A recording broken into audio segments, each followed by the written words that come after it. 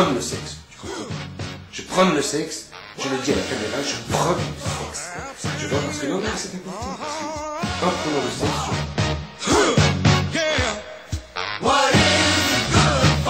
je sais que si je commence à enlever les faire des trucs comme ça, ça va pas le faire.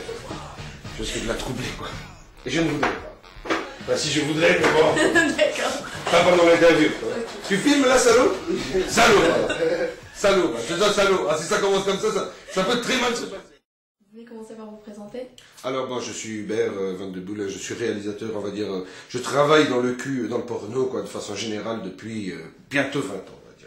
Donc j'ai commencé par l'amateur, après j'ai fait un peu plus, pas institutionnel, mais bon, j'ai été, voilà, à la pointe de certains mouvements majeurs, quoi. Du cul, c'est dans ces 20 dernières années, tu vois. Et puis là, je retourne à l'amateur avec grand plaisir, quoi. Voilà, parce qu'il n'y a que ça de vrai, quoi, tu vois. Voilà, il n'y a que ça de vrai. Donc la plupart des personnes ont un avis plutôt partagé sur la pornographie. Donc j'aimerais savoir votre point de vue sur cet art. Ça dépend comment la personne qui le fait se présente à ça, tu comprends? Voilà. Comment est-ce que moi je fais le truc? Moi je vais te dire en ce moment, je ne peux pas dire que je fais de l'art, tu vois. Moi je fais de la baise, quoi. Après, est-ce que la baise c'est de l'art? Chacun fait de sa baise un art ou pas, tu vois. Je ne suis pas sûr que le terme art soit défini dans la tête de tout le monde de la même façon. Du coup, quand toi tu parles d'art, peut-être tu penses à des belles images ou à une façon de... Non, moi je parle d'humanité, tu comprends? Moi, ce que je veux, c'est quand la fille, elle ouvre la bouche, là, quoi, tu vois, parce qu'elle n'en peut plus, quoi, tu vois. Quand elle a les yeux qui brillent, quoi, qu'elle commence à rougir comme ça. Tu vois, qu'elle ses traits commencent à tirer. Là, j'ai fait un gros plan sur son visage, quoi, tu vois. Là, je m'en fous de sa chatte. Par contre, sa chatte, elle est importante. Parce que moi, mon but aussi, c'est d'exciter celui qui regarde. Bon, ça, peut-être, vous couperez, hein, parce que ça, c'est peut-être... Je pense que c'est... Voilà. Donc, je La t'écoute. pornographie, est-ce que vous imposez des limites ou du moment où c'est des limites morales, je veux dire, si... Je dirais pas que c'est des limites morales, quoi. Je dirais que c'est des limites humaines, quoi, tu vois. C'est-à-dire que l'enfant, c'est l'enfant, quoi. Il a ça, tu vois, il a ça, oui, exactement, quoi. Il faut qu'il évolue par lui-même, quoi. Tu vois, il y a des choses choquantes, quoi. Même pour un adulte, quoi, pour un adulte, il y a des choses choquantes dans lesquelles il faut mettre du temps avant de comprendre, quoi, tu vois. Donc c'est encore plus pour un enfant. Donc c'est pas une limite morale, c'est une limite humaine. Et la merde, ça ne se mange pas. Je fais pas le scato. Je fais pas la merde, quoi. Je laisse ça aux Allemands, quoi. Et, messieurs les Allemands, je vous le laisse, quoi. Vous le savez. Hein. En quoi Désiré Mwamba a répondu à vos attentes professionnelles? Eh bien, bon, alors, Désiré, c'est quelqu'un de très naturel, je dirais. Enfin, C'est l'outil de travail. C'est avec ça que je travaille. Et oui, d'autres ils vont travailler avec ça, les papiers, stylo, moi non. Moi, il est là tous les jours, je l'entretiens. C'est comme ça. Je m'appelle Désiré Mwamba. Chez moi, on me surnomme la poutre de Bamako. Donc moi-même, je suis acteur. Ici, on dit ardeur, je sais pas. Enfin bref, je fais des films X, quoi.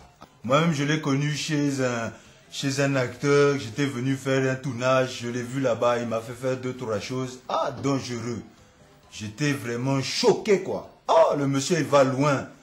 Mais le problème, tu vois, c'est qu'il est trop vigoureux, en quelque sorte, quoi, tu vois. Du coup, sur les scènes, quoi. Le réalisateur, il dit cut, tu vois, lui, il continue, quoi.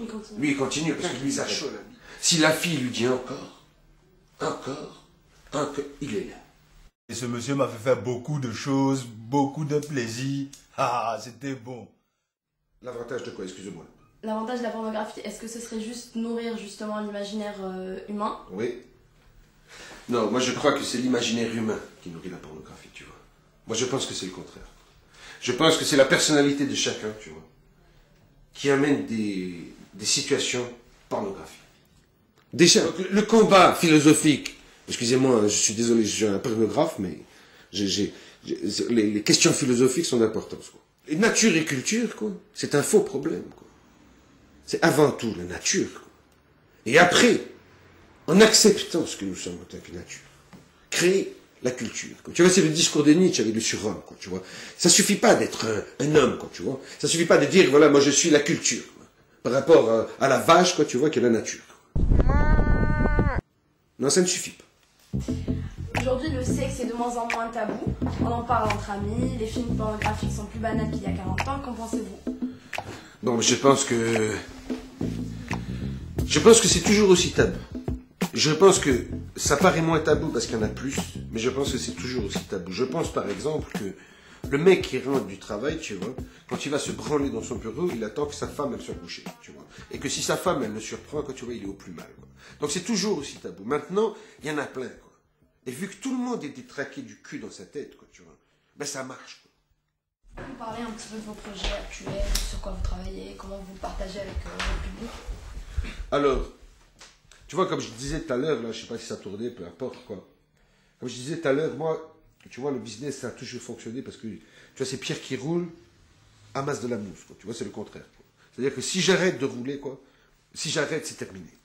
Donc, qu'est-ce que je fais? Je suis toujours en train de créer, quoi, tu vois, de créer du nouveau, d'imaginer des nouveaux business, quoi. Donc, j'ai un business qui fonctionne, quoi, tu vois, et j'en crée 3, 4, quoi. Et sur les 3, 4, il y en a un qui va m'intéresser, quoi, parce qu'il va fonctionner. Et je pars sur celui-là. Donc là, en ce moment, en fait, les business que j'ai créés, c'est une porno académie, donc en Pologne, tu vois. Donc un truc où les mecs, ils se disent, putain, j'ai une grosse queue, tu vois, j'aimerais bien...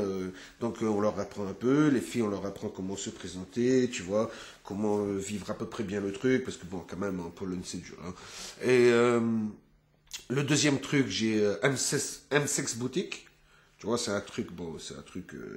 c'est comme M6, tu vois, c'est M6 Boutique en fait, mais c'est M6, tu vois, c'est... Voilà, quoi, c'est un truc où on vend des godes et tout ça, donc je sais pas, c'est un projet avec une chaîne hollandaise, ça, tu vois. On va voir où ça en est, tu vois. Et puis j'ai un projet aussi qui est assez marrant, bon, je peux vous en parler, on s'en fout, hein. C'est Facebook en fait, quoi, tu vois, donc un Facebook, mais dédié au cul, quoi, tu vois. Donc en fait, pour montrer ton truc, tu montres ton cul, quoi, tu vois. Tu te mets comme ça, ta photo de Facebook, quoi, tu vois. Bon, c'est de l'humour, quoi, en quelque sorte. Mais les gens, ils aiment bien les trucs comme ça, tu vois. Après, ils s'inscrivent.